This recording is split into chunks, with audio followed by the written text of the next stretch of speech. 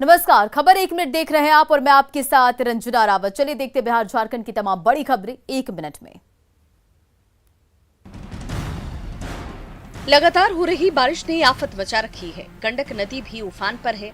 वहीं वैशाली में पीरापुर बलहा गांव के पास स्थित गंडक नहर का बांध सुबह क्षतिग्रस्त हो गया। अगर जल्द क्षतिग्रस्त बांध की मरम्मत नहीं हो पाई तो सैकड़ों एकड़ खेत जलमग्न हो जाएंगे। हालांकि सुबह से मरम्मत का काम किया जा रहा है। हैरत की बात तो ये है कि 4 दिन पहले नहर में पानी आया, बांध पहले से ही क्षतिग्रस्त था, बावजूद इसके बांध की मरम्मत नहीं की गई और यही वजह है कि धीरे धीरे बांध नीचे से खोखला होता चला गया और पानी के दबाव में धराशायी हो गया। वहीं ग्रामीणों ने बताया कि बांध को चूहे ने अंदर से खोखला कर दिया है, जिसके कारण बांध के अंदर होल हो गया और पानी के रिसाव से लगभग 10 फीट तक बांध पूरी तरह से क्षतिग्रस्त।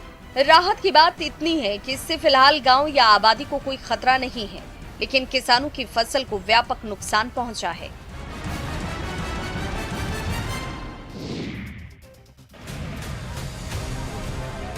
लगातार हो रही बारिश से जहां जीवन अस्त व्यस्त हो गया है, वहीं सभी नदियां उफान पर हैं। अररिया में भी परमान और बकरा नदी में उफान है, जिसकी वजह से बाढ़ जैसे हालात बने हुए हैं।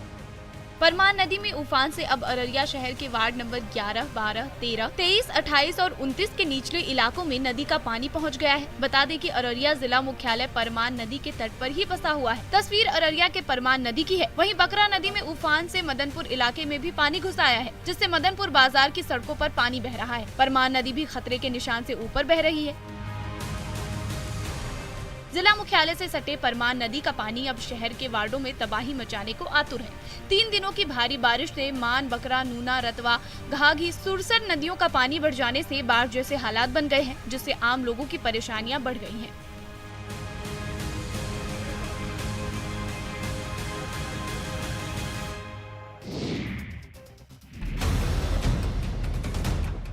बिहार में मानसून के बढ़ते असर के चलते कई नदियां उफान पर हैं और खतरे के निशान से ऊपर बह रही हैं।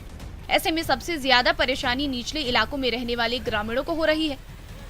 कई जगह सड़क संपर्क भंग हो गया है, तो कहीं प्रशासन आनन फानन में तटबंधों की मरम्मती में जुटा है। सीतामढ़ी के मेजरगंज प्रखंड के रसूलपुर गांव में बागमती नदी से हो रहे कटाव और ज्यादा खतरनाक रूप धारण करती दिखाई दे रही है। जल संसाधन विभाग के लाख प्रयास के बाद भी नदी से कटाव का सिलसिला थमने का नाम नहीं ले रहा। हालात ये है कि दर्जनों घर अब नदी में समा चुके हैं। इतना ही नहीं, ग्रामीण अपने सपनों के आशियाने को बुलडोजर के माध्यम से तोड़ रहे हैं। जीवन भर जिस मकान को बनाने के लिए जमा पूंजी खर्च की, अब उसे अपने हाथों से तोड़ने की विडंबना है। पिछले 3 साल से मेजरगंज प्रखंड के रसूलपुर गांव में बागमती नदी के कटाव का सिलसिला लगातार जारी है। अब तक आधा गांव बागमती नदी की गोद में समा चुका है।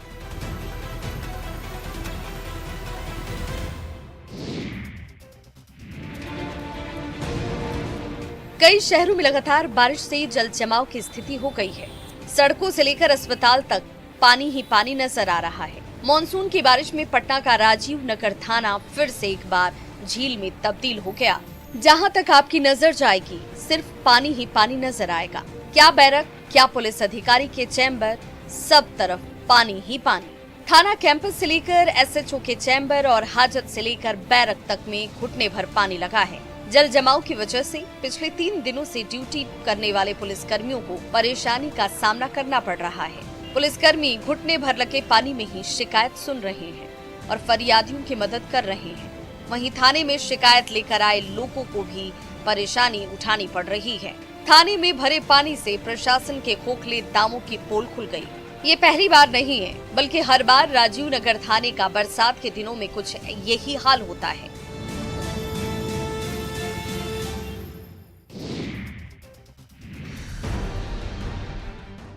बालू माफिया का लगातार अवैध खनन जारी है और बड़े पैमाने पर इसका भंडारण भी हो रहा है। अवैध खनन से सरकार को लगातार राजस्व में नुकसान हो रहा है। वहीं गुड्डा के ललमटिया ईसीएल में साइलो निर्माण में खुदाई के दौरान बड़े पैमाने पर बालू का भंडारण मिला है। हैरत की बात है कि इस भंडारण की जानकारी कंपनी की ओर से प्रशासन या खनन विभाग को अब तक नहीं दी गई है। वहीं कंपनी के स्टाफ की माने तो ये बालू नहीं बल्कि मोरंग मिट्टी है और वे सीधे मुंह जवाब देने से कतराते दिखे। वहीं स्थानीय लोगों ने बताया कि 2 दिन पहले ही बालू के भंडारण की सूचना मिली है, जिसके बाद कंपनी और लोकल ठेकेदारों की ओर से बालू की ढुलाई लगातार जारी है, जिसकी शिकायत भी कई बार विभाग को दी गई है, पर अभी तक इस पूरे मामले पर कोई संज्ञान नहीं लिया गया है। ऐसे में सवाल उठ रहे हैं कि अगर बड़े पैमाने पर बालू मिला है तो खनन विभाग को इसकी सूचना आखिर क्यों नहीं दी गई, या विभाग जानकर भी अनजान क्यों बना हुआ है।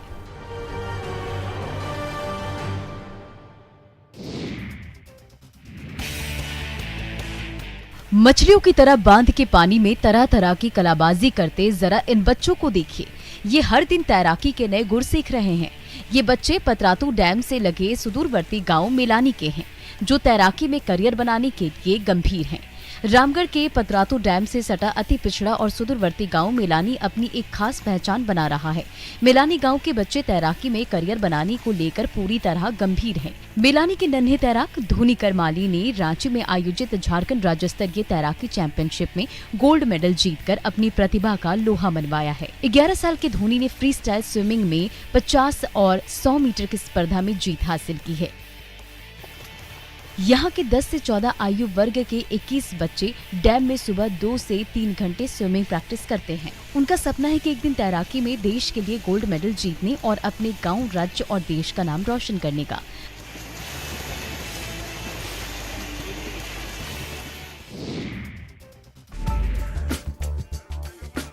जाना है दूर, रास्ता लंबा, तो क्या किया जाए, क्यों ना किसी से लिफ्ट ली जाए। जी हाँ, लिफ्ट लेने का ये अनोखा किस्सा इस लंगूर का है, जो इंसान की तरह किसी बाइक और ऑटो सवार से लिफ्ट लेकर अपने गंतव्य तक जाने के लिए मदद मांग रहा है। मामला अविश्वसनीय है, लेकिन सच है। ये वाकया गिरिडीह जिले के तीसरी प्रखंड का है। बाइक सवार लंगूर को गाड़ी पर बैठता देख सहम जाता है। फिर लंगूर किसी दूसरे, फिर तीसरे बाइक पर उछलकर बाइक सवार के कभी आगे तो कभी पीछे जाकर बैठ जाता है। जब कोई उसे नहीं ले जाता है तो वो LIC एजेंट प्रवीण बर्नवाल की बाइक पर लपक कर बैठ जाता है। फिर पूरे रास्ते वो बड़ी ही शांति से बाइक पर बैठा रहा। जैसे ही बाइक चंदौली में रुकी, लंगूर बड़ी ही फुर्ती से इंसानों की तरह ऑटो में बैठ गया। लंगूर के लिफ्ट लेने का ये वीडियो जमकर वायरल हो रहा है।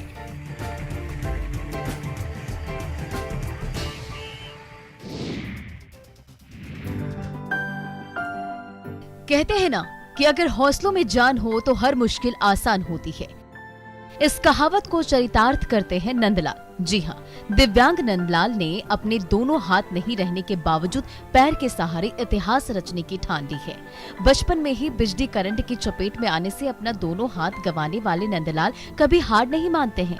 अब ये अपने पैरों से लिखकर BA पार्ट 1 की परीक्षा दे रहे हैं।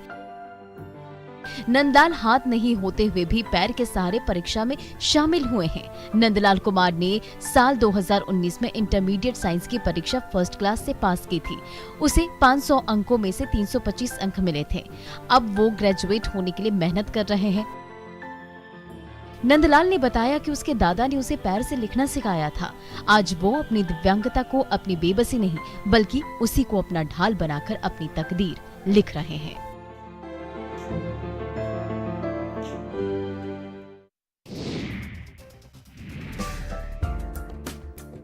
छपरा के पानापुर प्रखंड की सविता महतो ने फिर एक बार नया इतिहास रच दिया है।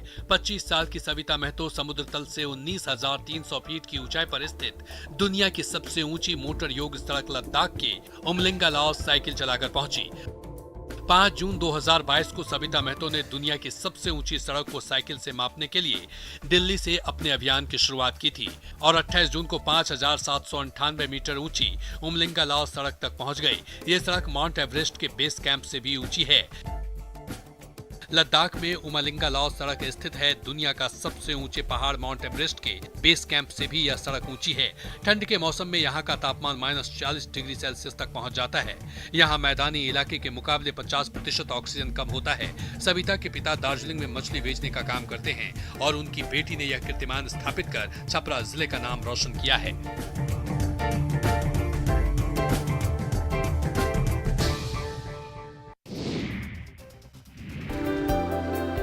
सिमडेगा में प्रौढ़ शिक्षा की अलख जगाने का प्रयास शुरू हो गया है। यहाँ ठाकुर टोली के शिक्षक राज आनंद सिन्हा ने गांव की महिलाओं को साक्षर करने का जिम्मा उठाया है। वैसे महिलाएं जो पैसे या फिर किसी दूसरे अभाव में पढ़ाई पूरी नहीं कर पाई हैं, उनका ऑनलाइन एडमिशन लेने के बाद उन्हें एक जगह बिठाकर पढ़ाया जा रहा है। अक्टूबर-नवंबर में उनकी परीक्षा होगी, जिनमें करीब 40 से 50 सहियां शामिल होंगी। खास बात यह है कि सभी महिलाओं की उम्र 45 साल से अधिक है। सभी को एक निश्चित समय में मैट्रिक की पढ़ाई पूरी करने के निर्देश सरकार की ओर से मिले हैं और परीक्षा में पास करने के बाद न केवल उन्हें सर्टिफिकेट मिलेगा, बल्कि दूसरे निरक्षर लोगों के लिए भी मिसाल बन सकेंगे, जिससे वे भी पढ़ाई को लेकर जागरूक हो सके। शिक्षक उन्हें पढ़ाने का कोई शुल्क नहीं लेते हैं। शिक्षक ने बताया कि इन सभी महिलाओं को सरकार ने एक निश्चित समय में मैट्रिक की पढ़ाई पूरी करने का निर्देश दिया है। अगर ये सभी महिलाएं शिक्षित हो जाएंगी और इन्हें मैट्रिक के प्रमाण पत्र मिल जाएगा, तो इनके काम को और सम्मान मिलने लगेगा।